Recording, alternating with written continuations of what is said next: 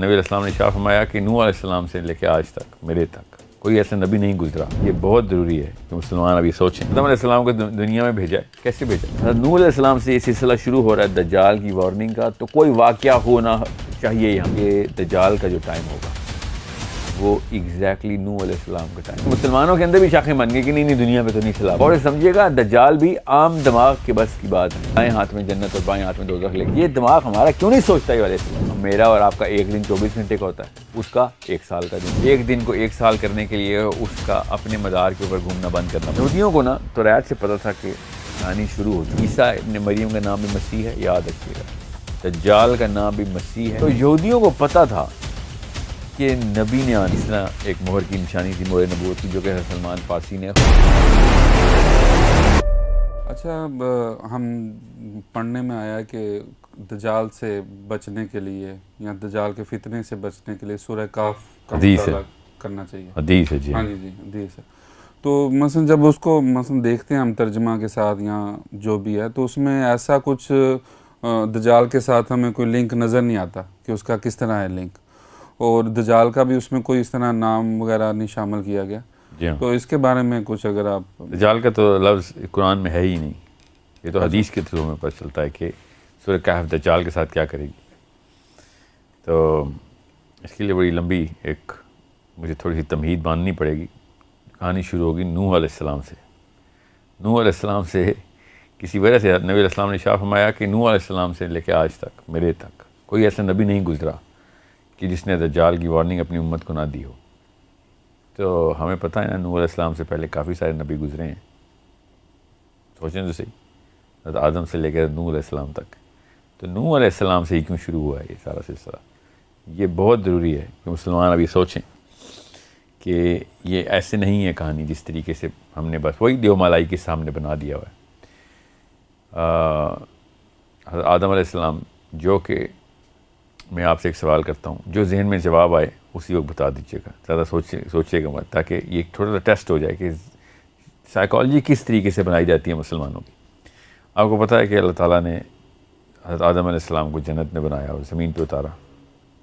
कैसे उतारा? सोचें।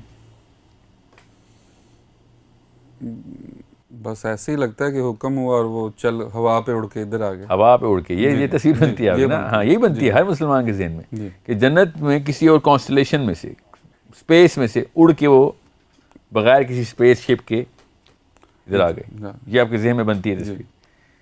ये है असली मसला जो कि मुसलमान लड़का लड़की पूछ रहा है, और पिछले अंकल और आंटी को, बुज़ुर्गों को, प्रोफेसर्स को, मौलवी साहब को इसका आंसर नहीं आ रहा कि आदम अलैहिस्सलाम को दुनिया में भेजा है, कैसे भेजा? अब कोई ना कोई सूरत हाल तो करनी पड़ेगी। मैंने इसलिए आपको कहा ना पिछली तमाम तर गुफ्तगू में कि अल्लाह ताला कानून नहीं, दुनिया और कायनात के कानून अल्लाह पाबंद नहीं है, मगर इन कानून को तोड़ते नहीं है। इंसानों के लिए कोई एक्सेप्शंस नहीं क्रिएट करते, ताकि इंसान के ऊपर हुज्जत इन्हीं कवानीन की रहे। और यही कवानीन ही हैं जिनके थ्रू आपने ये समझना है कि ये वो कुर्रे के ऊपर जो फिज़िक्स के लॉज हैं, खाली ये कानून नहीं है। अब फिज़िक्स भी ढूंढना शुरू हो गई है, उसको मिलना शुरू हो गए हैं कि मामला किसी और तरीके से भी बुना गया है। खाली ये ग्रेविटी का लॉ, खाली ये फोर्सेस, वेट्स एंड एनर्जी इसे इस तरीके से नहीं देखी जाएगी कि स्पीड ऑफ लाइट है तो दुनिया की और कायनात की सबसे तेज़ चीज़ स्पीड ऑफ लाइट है। स्पीड ऑफ साउंड जो है, और साउंड की इटसेल्फ वेव जो है, वो वही वेव है जो हमें समझ आती है। ऐसे नहीं। अब साइंस भी आहिस्ता आहिस्ता खरामा डिस्कवरीज कर रही है, अपनी तरफ से जो मर्ज़ी कर रही है, मगर कोशिश कर रही है। मुसलमान ने कोशिश छोड़ दी है।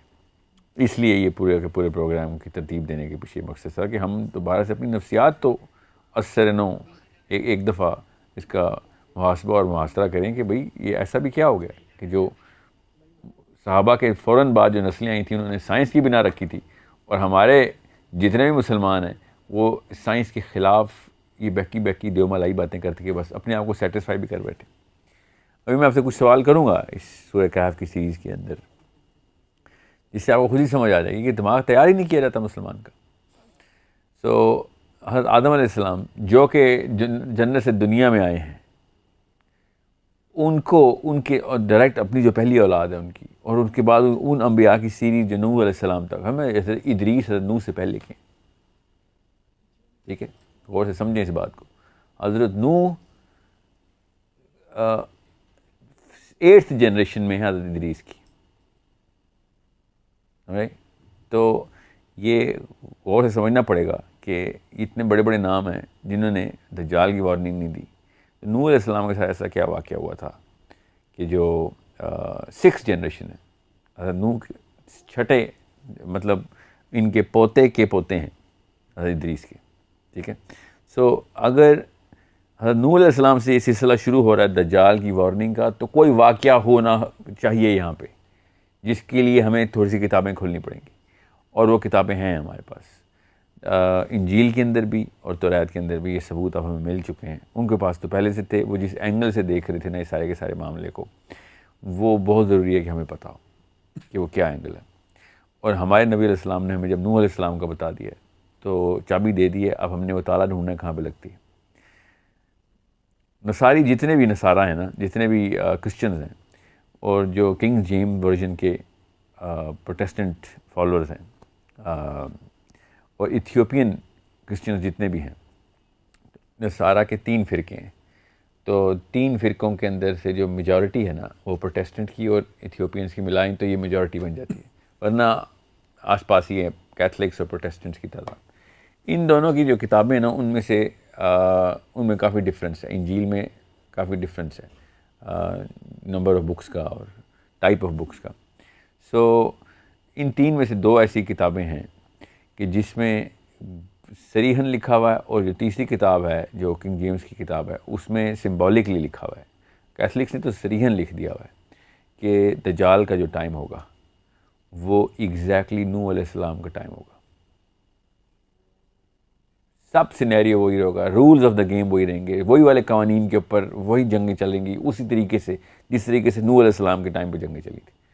अब ये सोचने वाली बात है ना कि छोटा वाक़या तो नहीं कि नूह अलैहिस्सलाम के बारे में हमें कुछ भी नहीं पता। और मैं आपको फिर बता दूं, इवन क्रिश्चियन लिटरेचर के अंदर भी इतना कुछ नहीं लिखा हुआ। उन्होंने इदरीस के ऊपर अलैहिस्सलाम के ऊपर एक किताब लिख दी है, मगर नूह अलैहिस्सलाम के ऊपर इस लेवल की डिटेलिंग नहीं है सिवाय सैलाब की। है डिटेल, मगर ये नहीं है कि लड़ाई क्या हुई, किस तरह के औजार इस्तेमाल हुए, हथियार किस तरह के इस्तेमाल हुए। औजार का मतलब कश्ती बनाने के लिए कौन से औजार, लड़ाई के लिए कौन से हथियार, किस तरह की जंग थी, किस किस्म की मखलूक़ात थी जिसके साथ जंग थी, इसका तस्करा इथियोपियंस ने किया है बड़ी तफसील से। इथियोपियन बाइबल के अंदर है। Ethiopian Bible is the number 3 biggest sect in Christianity. इस्लाम में ये वाला सारे के सारे मामलात इस लिटरेचर में इस तरह नहीं आए। हदीस ने डायरेक्टली इशारे किए हैं ताकि हमें पता चल सके कि हम पढ़ें उसको, मगर ये एक हदीस बड़ी क्लियर है कि नूह अलैहिस्सलाम से लेके आज तक कोई ऐसा नबी नहीं गुजरा जिसने दज्जाल की वार्निंग ना दी। अब बात याद रखिएगा, असली कहानी आपने सूरह कहफ की पूछी भी है, और सूरह कहफ का बैकड्रॉप मैं आपको बता रहा हूँ कि तौरात ने भी बता दिया जो कि यहूदियों की किताब है, और इंजील ने बता दिया कि नूह अलैहिस्सलाम और आखिरी दौर एग्जैक्ट सेम होना ज़रूरी है।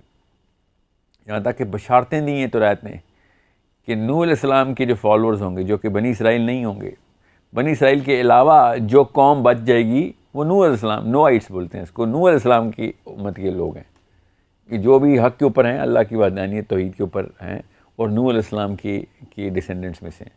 अब उन्होंने 1-2-3 और निशानियाँ क्वालिफिकेशन रखी हुई है, मकसद ये नहीं है बात का, इसलिए मैं तफसील में नहीं जा रहा, मगर उन्होंने जब एक ब्रैकेट बनानी थी यहूद के अलावा तो उन्होंने इनको भी वीटो दे दिया। नोआइट्स बोलते हैं इसको, नूह से नोआइट्स। अब ये बात ज़रूरी है कि सोची जाए, मैं इस तरह तफसील से तो नहीं बताऊंगा, ना ही टाइम है इतना, मगर इतनी क्लियर इंडिकेशन बता देता हूँ कि नूह अलैहिस्सलाम की लड़ाई सिर्फ इंसानों से नहीं थी, दुनिया पर ही थी मगर सिर्फ इंसानों से नहीं थी। नूह अलैहिस्सलाम के टाइम के ऊपर जो कुछ मोजज़ाती किस्म के मामलात हुए जिसके बेसिक कॉमन सेंस के ख़िलाफ़ बातें हमारी इंसानी अक्ल में समा ही नहीं सकती, मगर अल्लाह ताला ने कुरान में भी, इंजील में भी, तौरात में भी बोल दी क्लियरली कि पूरी दुनिया में पानी आ गया। सोचें तो सही, यहाँ तक कि दिमाग, आम दिमाग इसको हज़म नहीं कर सका, इतना एक एबनॉर्मल इवेंट है कि मुसलमानों के अंदर भी शाखें बन गई कि नहीं दुनिया पे तो नहीं सैलाब आ सकता।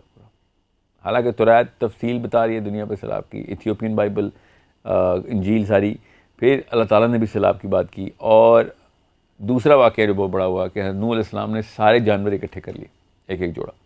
ये तो हमें पता है इस बात का, सुना है आपने ना। आप खुद सोचेंगे ऐसी दुनिया की कौन सी कश्ती है जिसमें थोड़ी दुनिया के जानवर इकट्ठे हो सकते हैं। हमारी कॉमन सेंस के खिलाफ बात है।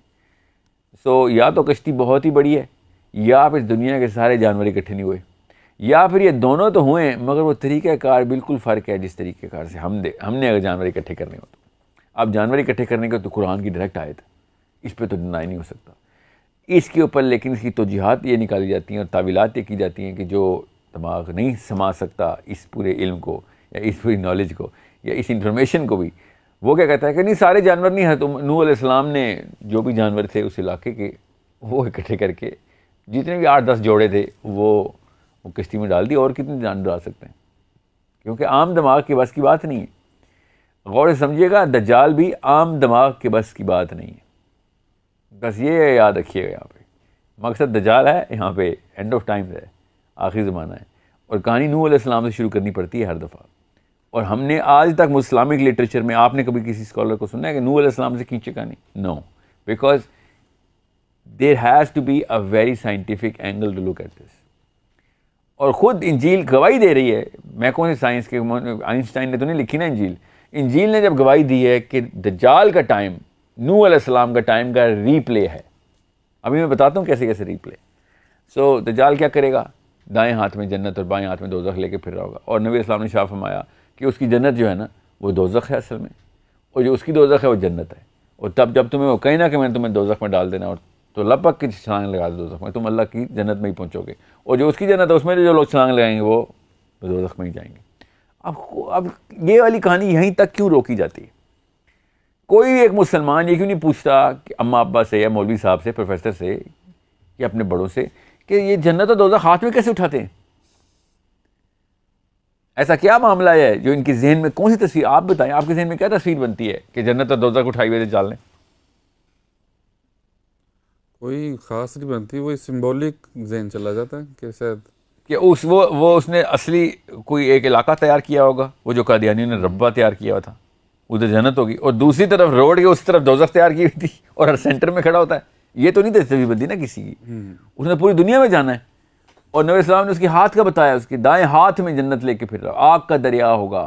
और बाएं जो भी बाएं हाथ में मैं मिक्स कर रहा हूँ, जो एक हाथ में दाग का दरिया होगा और एक हाथ में जो रेगुलर दरिया होता है पानी का।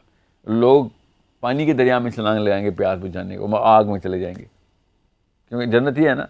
और जो उसने दोज़ख दिखाई आग का दरिया, वो असल में जन्नत है। तो आग का दरिया हदीस है, हाथ में कैसे आता है? ये बहुत गौर तलब बात है समझने के लिए। समझ लें ये सिंबल है, तो फिर हमें दुनिया में कोई जगह पर अलॉट करनी पड़ेगी ना दोज़ख और जन्नत के लिए, कि ये तो दज्जाल के लिए तो सिंबल था, मगर उसने दुनिया में कोई बनाई थी जगह, तो सिंबॉलिक तो नहीं हो सकता है, कहीं ना कहीं तो उसको बनानी पड़ेगी जन्नत और दोज़ख। अब असल में भी वो दाएं हाथ में जन्नत और बाएं हाथ में दोज़ख लेके फिर रहा है। ये इसलिए मैं आपको बता रहा हूँ, नूह अलैहिस्सलाम ने पूरी दुनिया के जानवर इकट्ठे किए हैं। और नूह अलैहिस्सलाम के ऊपर बहुत ज़रूरी है कि आपको पता हो कि देयर समथिंग एल्स, एक और वाक़या है जो कि कुरान में लिखा हुआ है, जो कि मुसलमान डिस्कशन में नहीं लेके आते। अब मैं वो आपसे पूछता हूँ, आपके सामने टेस्टिंग हो जाएगी, और मुसलमान का दिमाग का और नफ्सियात का टेस्ट है। ये बताएं, आपको ये पता है ना कि नूह अलैहिस्सलाम की उम्र कितनी है? नो, ये किसी को भी नहीं पता कि नूह अलैहिस्सलाम की उम्र कितनी। बस कुरान में ये आयत है कि उन्होंने 950 साल तबलीग की। तो 950 साल से लंबी उम्र है उनकी, ठीक है। और ये भी पता है कि नूह अलैहिस्सलाम के 3 बेटे थे, ज़्यादा बेटे थे मगर 3 जो थे वो बच गए थे। चौथा बेटा पहाड़ पर चढ़ गया था कि मैंने तो नहीं आना कोई कश्ती में, ठीक है। बीवी और उनका बेटा कश्ती में नहीं आए, पता ना आपको इस बात का? बेटा था या पोता था? पोता था या उसका भी पोता था? पोता था, उसका भी शक्कड़ पोता था? नहीं, बेटा था ना। ये हम सबको पता है, कुरान ने बताया, इसलिए पता है। आप ये बताएं, क्या वो ऐसा ज़माना था कि जिसमें 930 साल में शादी होती है लड़के की? ऐसा ज़माना तो नहीं था। हर बंदे की अपनी टाइम पे शादी, बल्कि उस टाइम पे तो ज़्यादा जल्दी शादी होती थी। हमने तो फिर डिले कर दी है, 20-22 साल के लड़के के बच्चे होते थे। समझ लें उनकी लेट ही शादी हुई थी, तो 40 साल में कर ली शादी, और लेट कर लेते हैं, 50 साल में शादी कर लेते हैं। 950 साल की तबलीग के बाद बेटे ने बगावत की है, तो वो कम अज़ कम 932 साल का तो बनता है। ठीक है, 18 साल का तो होगा ना, ठीक है। और अगर वो 932 साल का है तो उसकी कोई शादी नहीं हुई हुई, उसके कोई बच्चे नहीं आगे से। ये दिमाग हमारा क्यों नहीं सोचता ये वाले सवाल कि सिर्फ एक ही नस्ल क्यों है नूह अलैहिस्सलाम की, और छोटे से 40 बंदों का कबीला ही क्यों आ रहा है। ये तो कम अज़ कम 50 नस्लें निकलती हैं खाली पोतों की, उनके आगे से पोतों की, फिर पोतों की। एक कबीले एक नस्ल के ऊपर छोड़ें, अभी हॉरिजॉन्टल स्ट्रेच छोड़ें, वर्टिकल स्ट्रेच ही 950 साल की तबलीग में 54 नस्लें निकलती हैं। अगर 30 साल में एक बंदा शादी करता है और उसका बच्चा पैदा होता है, फिर वो 30 साल का होता है बच्चा, फिर वो शादी करता है, फिर उसका बच्चा, 54 जनरेशंस लीनियर वर्टिकल आती है। ये वाली बात क्यों नहीं सोचता मुसलमान कि नूह अलैहिस्सलाम ने 950 साल तबलीग किया और एक ही नस्ल के बेटे हैं। इसका मतलब है टाइम का कॉन्सेप्ट कुछ और है उस वक्त, और टाइम का कॉन्सेप्ट कुछ और होना इसलिए भी ज़रूरी है बिकॉज ये वाली डिमेंशन जिसमें हम टाइम देख रहे हैं उस डिमेंशन के अंदर ये सारा मामला नहीं हो रहा, और इस वजह से ही आपको एक्सप्लेनेशन में आसानी होगी। पूरे जानवर इकट्ठे करने के लिए जो वक्त दरकार है, जो रिसोर्स दरकार है, वो इस डिमेंशन की रिसोर्स नहीं है। ये काम दज्जाल जब कर रहा है तो हमारा कोई ना कोई इमेजरी बन रही है।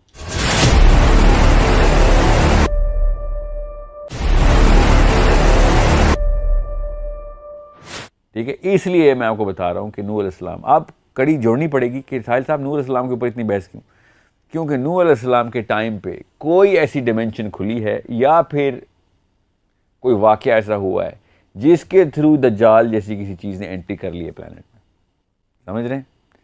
इसलिए या फिर नूह अलैहिस्सलाम ने देख लिया कि ये पॉसिबिलिटी है इस मखलूक की आ जाने की, इसलिए उन्होंने वार्निंग देनी शुरू कर दी है अपनी उम्मतों को, समझ रहे हैं। जैसे हमें पता है कि नबी इस्लाम ने शाह फरमाया कि मैंने इसराफील मिराज के ऊपर, मैंने इसराफील को देखा कि होंठ लगे हुए चिपक गए हैं उस इंस्ट्रूमेंट के साथ, जो हॉर्न है जिसमें अभी सूर फूका जाएगा, वो ट्रम्पेट जो है। तो अभी जब नबी इस्लाम ने देख लिए तो आके हमें वार्निंग दी ना कि अभी वाक़या बहुत बड़ा होने वाला है, समझ रहे हैं, सूर फूका जाएगा। बिल्कुल इस तरीके से नूह अलैहिस्सलाम से लेकर नबी इस्लाम तक ये दज्जाल की वार्निंग जो है ना, ये हर नबी दे ही जा रहे हैं। और इसलिए नूह अलैहिस्सलाम के ऊपर मेरा इतना फोकस होता है बिकॉज मेरा नबी अलैहिस्सलाम ने मुझे डायरेक्शन दिखाई कि नूह अलैहिस्सलाम से वार्निंग चली आ रही है, और इंजील ने तफसील बता दी, और तौरात ने तफसील बता दी। इसलिए कई जगहों के ऊपर मैं नूह अलैहिस्सलाम का रेफरेंस दूंगा आपको। अब रही बात सूरह कहफ की। सूरह कहफ जो है ना, पहले तो उस डिमेंशन को, उस रेल्म, REALM, रेल्म को समझ लें, उस जहान को समझ लें जहाँ पे सारे वाक़यात हो रहे हैं। बिकॉज दज्जाल का कोई भी वाक़या नॉर्मल नहीं है। पहला दिन उसका जो है ना, वो मेरा और आपका एक दिन 24 घंटे का होता है, उसका 1 साल का दिन है। 1 साल का दिन कैसे करते हैं दज्जाल का?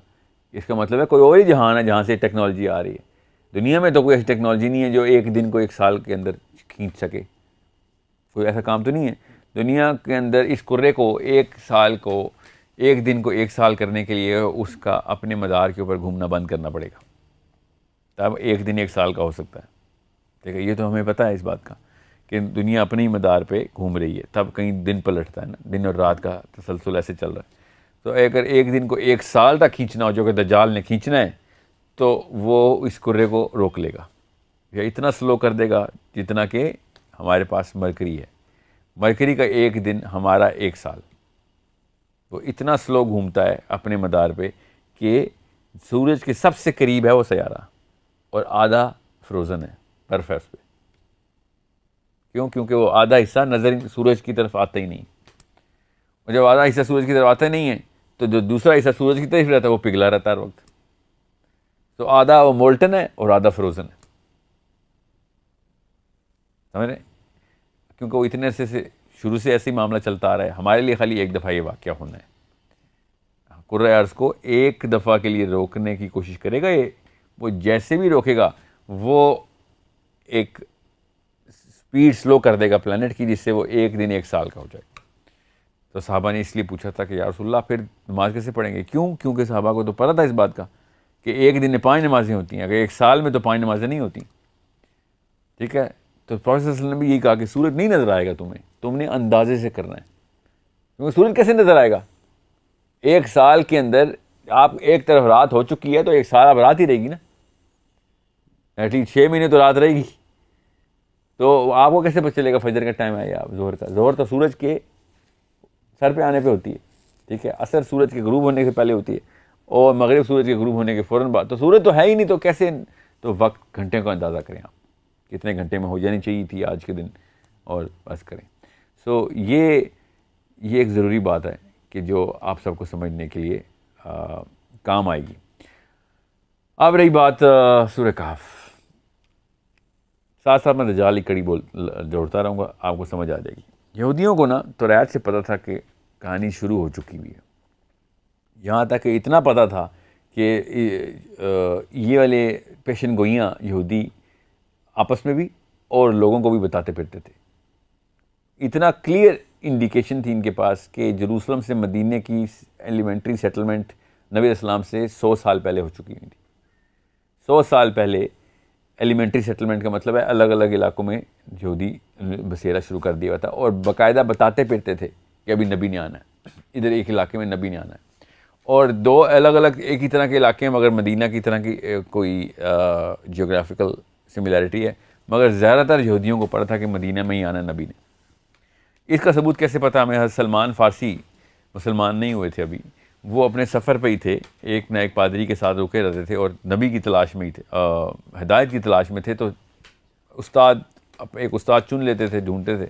वो एक उस्ताद फ़ौत होने से पहले दूसरे उस्ताद का बता रहा था, यहाँ तक कि आखिरी उस्ताद भी जो पादरी था वो फ़ौत हो गया, और उसने मरने से पहले कहा कि एक नबी ने आना है, ठीक है, और तुम उसका वेट करो। और मेरे पास और तो कोई नहीं बंदा सा बंदा बचा जो हक़ की ऊपर कायम हो, जो पादरियों की, जो असली क्रिश्चियंस थे। यहाँ तक कि खैर वो रास्ते में उन्होंने हज़रत सलमान फ़ारसी के ऊपर कोई हमला हो गया और उनको पकड़ लिया गया, और एक काफ़िले ने उनको ग़ुलाम बना के बेच दिया, और वो ग़ुलामी के काफ़िले में ही, ग़ुलामों के काफ़िले में ही आके एक यहूदी ने ख़रीद लिया और मदीने में ही सेटल थे। और हज़रत सलमान फ़ारसी बड़े खुश थे कि मैं मदीने में ही सेटल हूँ, इधर ही आना है किसी नबी ने। और वो यहूदी बरमला ये जिक्र करता हो रहा था कि हम इसीलिए यहाँ पे सेटल हुए हैं, कि टाइम हुआ हुआ है एक नबी के इधर आने का, हम वही ढूंढ रहे हैं, हमारे हमारे मसाया के आने। अभी भी वही बातें करता है ना, आज का यहूदी पादरी भी जो रहबा है वो यही कहता है कि हमारा मसाया मसीहा ने भी आना है, ठीक है। याद रखिएगा, ये मसीह का लफ्ज़ असल में नाम है, ईसा इब्न मरियम का नाम भी मसीह है, याद रखिएगा। दज्जाल का नाम भी मसीह है, याद रखिएगा। और यहूदी भी मसीह को ही वेट कर रहे हैं, ये नाम एक ही है, ये बहुत गौर से समझने वाली बात है, ये बार बार रिपीट होगा। अब यहूदियों को पता था कि मदीना में ही आना है। अब हिजरत मदीना नहीं हुई, अगर इनको पहले से पता था। सलमान फ़ारसी पहले से इधर मौजूद है, अभी हिजरत मदीना हो रही है, यहूदियों को नहीं पता कि अभी मक्का से नबी अलैहिस्सलाम निकल चुके हैं इधर, क्योंकि मदीना में सिर्फ 7 बिन माज के कबीले को और 6 बंदों और को पता था कि हमने सेटलमेंट करवानी है, बैत उक़बा करके आ चुके हुए थे, और यहूदी वेट कर रहे हैं कि कब मामलात ऐसे होंगे। हालांकि सारी निशानियां पूरी हैं, तो बड़ा शिद्दत से इंतज़ार था। यहूदियों की अमूमी डिस्कशंस थी कि यही टाइम है। सो बहरहाल फिर वाक़या हो गया, हिजरत हुई, सबको पता चला कि एक बंदे ने नबी का ऐलान कर दिया हुआ है और आ गए हुए यहाँ पे। तो यहूदी बड़ा खुश था। सलमान फ़ारसी कहते हैं कि मुझे इसने खजूर के दरख्त पे चढ़ाया हुआ था, खजूरे में उतारा था, तो नीचे ये दोनों मिले, इसका मालिक यहूदी जो इनका मालिक था और उसका जो भी जानने वाला दोस्त था, और उसने ऐलान किया कि नबी आ गया, कोई आओ। वो जिसका इंतज़ार था वो अभी चेक करते हैं वो आ गया कि नहीं। तो सलमान फ़ारसी भी खुशी से झूम रहे थे कि मेरा तो यहीं पे काम, अल्लाह ने देखो कहाँ से मुझे बेचा गुलाम के तौर पे और कहाँ से मैं यहाँ पे पहुँचाया गया। सो यहूदियों को पता था कि नबी ने आना है, यहूदियों को ये भी पता था कि मदीना में आना है, मगर यहूदी सिर्फ और सिर्फ किसी एक क्वालिफ़िकेशन के ऊपर एक बंदे को नबी मानते थे, अपने मसीहा मानते थे। वरना एक नबी पहले आ चुके हैं जो कि यहूदियों ने टेस्ट किए हैं, आपको पता ना, उनका नाम क्या है? हज़रत ईसा इब्न मरियम। उनको यहूदियों ने इसी इल्म के ऊपर रिजेक्ट कर दिया था, याद रखिए। कौन सा इल्म अभी बताता हूँ आपको। और अल्लाह की तरफ से देखें कि हज़रत ईसा ही ने आके वो प्रोफेसी फुलफ़िल करनी है कि जो जिसके लिए वो वेट कर रहे हैं, मगर उन्होंने हज़रत ईसा को रिजेक्ट किया। और जब ये सलमान फ़ारसी ने सुना कि आ गया है, नबी आ गए इधर, तो ये भी उतरे, जाने का इंतज़ार किया और नबी इस्लाम से जाके मिल के आए। इनके पास ईसाइयों की दीवी पादरियों की 3 निशानियाँ थी, वो इन्होंने जाके चेक की। नबी इस्लाम के पास गए और कहा कि ये खाना जो है ना, ये सदक़े का है, मैं आपके लिए लाया हूँ, आप लोग भी खाएँ।